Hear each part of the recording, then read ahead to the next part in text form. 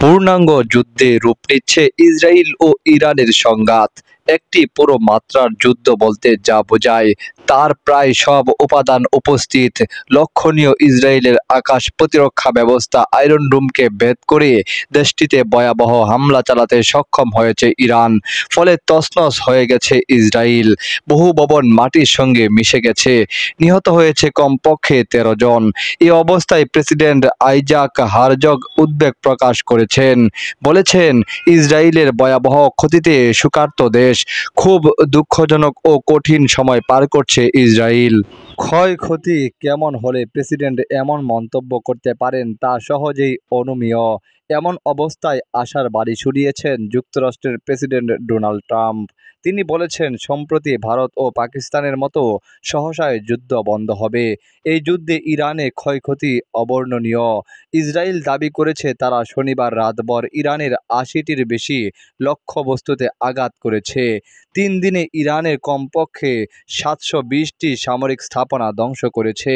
পাশাপাশি ইরানের রেভলিউশনারি গার্ডের প্রধান এবং সেনাপ্রধান সহ শীর্ষ কর্মকর্তাদের ও বিপুল সংখ্যক পারমাণবিক বিজ্ঞানীকে হত্যা করেছে ইসরায়েল। সঙ্গে তো বেসামরিক স্থাপনা প্রাণহানির খবর আছেই। এই ক্ষতির সঙ্গে ইসরায়েলের ক্ষতি তেমন বড় নয়, কারণ তারা ইসরায়েলের সামরিক বা প্রশাসনিক কোনো স্থাপনায় হামলা চালিয়েছে এমন কোনো তথ্য এখনও পাওয়া যায়নি।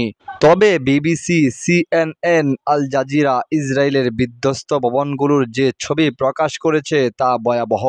গতরাতে এ খবর লেখার সময়ও ইসরায়েলের হামলায় তেহরানের আকাশ ছিল ধোঁয়ায় আচ্ছন্ন। বিস্ফোরণে কেঁপে ওঠে তেহরান। পশ্চিমাঞ্চলে একাধিক আবাসিক এলাকায় বিস্ফোরণ হয়েছে। ইসরায়েল ডিফেন্স ফোর্সেস জানিয়েছে ইরানে হামলা অব্যাহত আছে। ওদিকে পাল্টা জবাব দিচ্ছিল ইরানও। ইসরায়েলের স্বার্থ রক্ষায় অনেক মিডিয়া সেখানে প্রকৃত ক্ষয়ক্ষতি প্রকাশ করছে না। তারপরও যেসব তথ্য বেরিয়ে আসছে তাতে বলা হয়েছে বিপুল পরিমাণ আবাসিক ভবন ধ্বংসস্তূপে পরিণত হয়েছে। ইসরায়েলের কেন্দ্রস্থলে তেল আবিবে হামলায় বিধ্বস্ত ভবনের ধ্বংসস্তূপের নিচে আটকা পড়েছে বহু মানুষ। অন্যদিকে ইরানে তেলের ডিপো সহ বিভিন্ন স্থাপনায় আগুন জ্বলছে। একইভাবে আগুন জ্বলতে দেখা যায় ইসরায়েলের বিভিন্ন স্থানে। সেখানে ইরানের ক্ষেপণাস্ত্র আঘাত করেছে। সেখানে স্থানীয়দের বিভিন্ন ব্যাংকারে অবস্থান নিতে নির্দেশনা দিয়েছে ইসরায়েল কর্তৃপক্ষ। লোকজন এমন গোপন স্থানে আশ্রয় নিয়েছেন এমন ছবি প্রকাশ করেছে বিভিন্ন মিডিয়া।